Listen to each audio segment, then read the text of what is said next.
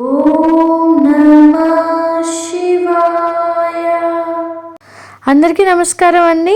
మనం ఈ వీడియోలో మార్గశిర మాసంలో వచ్చే ఆర్ధ నక్షత్రం గురించి తెలుసుకుందామండి. ఈ సంవత్సరం ఆర్ధ నక్షత్రం ఎప్పుడు వచ్చింది, ఏ రోజున శివుడికి అభిషేకం చేసుకోవాలి, పూజ ఏ విధంగా చేసుకోవాలి, ఈ సంవత్సరం అంటే మార్గశిర మాసంలో మనకి పౌర్ణమి తిథి కూడా ఎప్పుడు ఉంది, అవన్నీ తెలుసుకుందామండి. ఈ సంవత్సరం అయితే మార్గశిర మాసంలో వచ్చే ఆర్ధ నక్షత్రం అందరికీ కన్ఫ్యూజింగ్గా అయితే ఉందండి.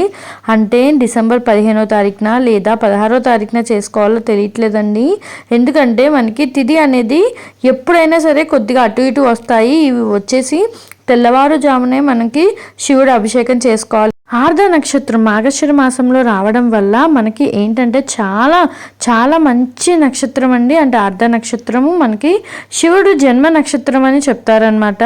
శివుడు జన్మ నక్షత్రం ఆర్ధ నక్షత్రం అండి. ఆ రోజు అభిషేకం చేయడం వల్ల మనకి ఉన్న పాపాలు కానీ ఏవైనా ఇబ్బందులు ఉన్నా సరే తొలగిపోతాయని చెప్పి అంటున్నారు. మనకి శివుడికి మొదటి స్థానం కుమారస్వామికి ఇస్తారండి.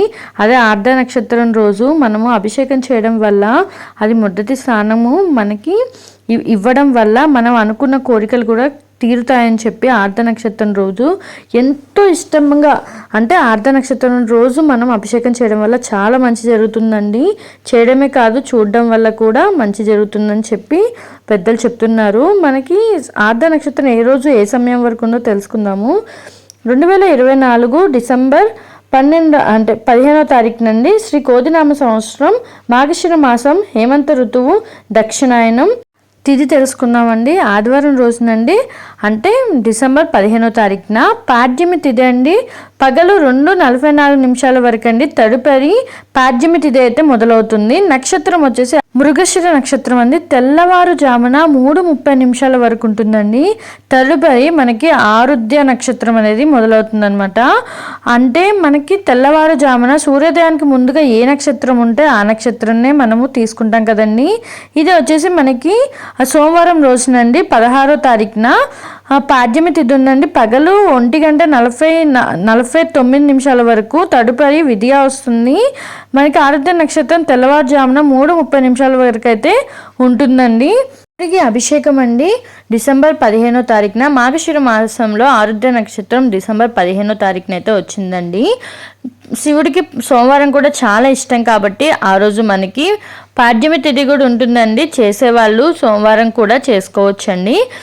మనకి తిథి ప్రకారంగా చూసుకుంటే ఆదివారం అంటే డిసెంబర్ 15వ తారీఖున ఆరుద్ర నక్షత్రం అయితే ఉందండి. ఆ రోజు మనకి పౌర్ణమి తిథి కూడా ఉంటుందన్నమాట.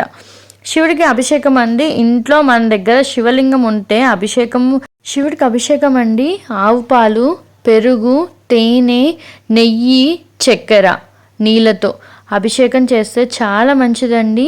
ఇలాగా మనకి గుడికి వెళ్ళేటప్పుడు మేమైతే కార్తీక మాసంలో చేపించుకున్నామండి. అప్పుడు అభిషేకానికి మమ్మల్ని ఆవు పాలు తీసుకొస్తే సరిపోతుంది అన్నారు. ఖచ్చితంగా మేము ఆవు పాలు అయితే తీసుకెళ్ళాము. మమ్మల్ని ఆవు పాలు, చెరుకు రసం, పెరుగు, తేనె, నెయ్యి, పంచదార, పాలు, నీళ్ళు ఇలాగా మనం అభిషేకానికి అయితే ఇలా వాడతారండి.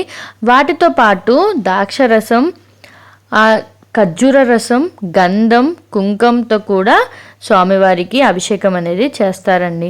ముందుగా అభిషేకం చేసేటప్పుడు మనం ఒక గ్లాస్తో, లేదు అనుకుంటే చిన్న శంఖం ఉంటుంది కదండి, శంఖంలో ఇలా పోస్తే మనకి నీళ్ళు అనేది వస్తాయన్నమాట. ద్వారగా మనము శివలింగం పైన అయితే అభిషేకం చేయాలండి.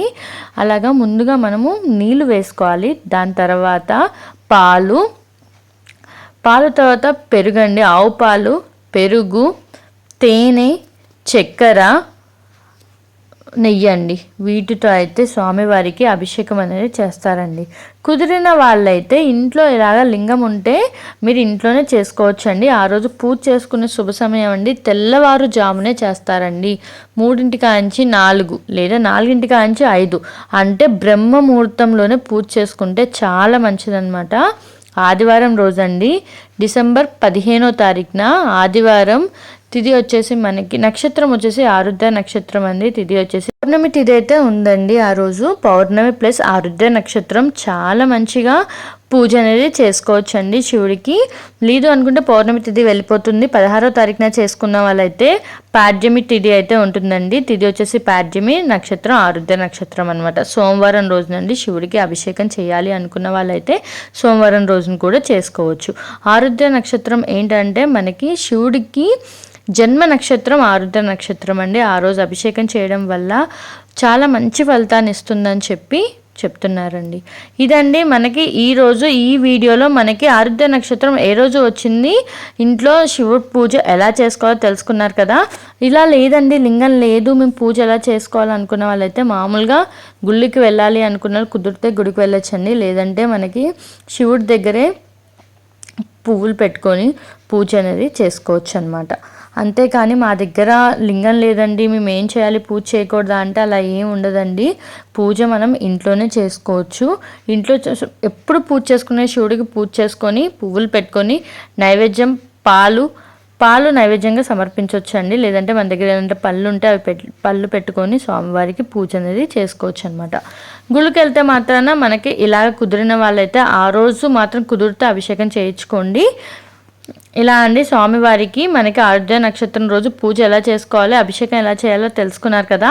నా ఛానల్ని చాలామంది సబ్స్క్రైబ్ చేయకుండా చూస్తున్నారండి, ప్లీజ్ సబ్స్క్రైబ్ చేసుకోండి. ఇలా చేయడం వల్ల మాకు కూడా చాలా మంచి వ్యూస్ అయితే వస్తాయండి, సబ్స్క్రైబర్స్ కూడా పెరుగుతారు కదా. మీకు నా వీడియో నచ్చితే ప్లీజ్ ఒక లైక్ చేయండి, షేర్ చేయండి, కామెంట్ చేయండి. థ్యాంక్స్ ఫర్ వాచింగ్ అండి. బాయ్.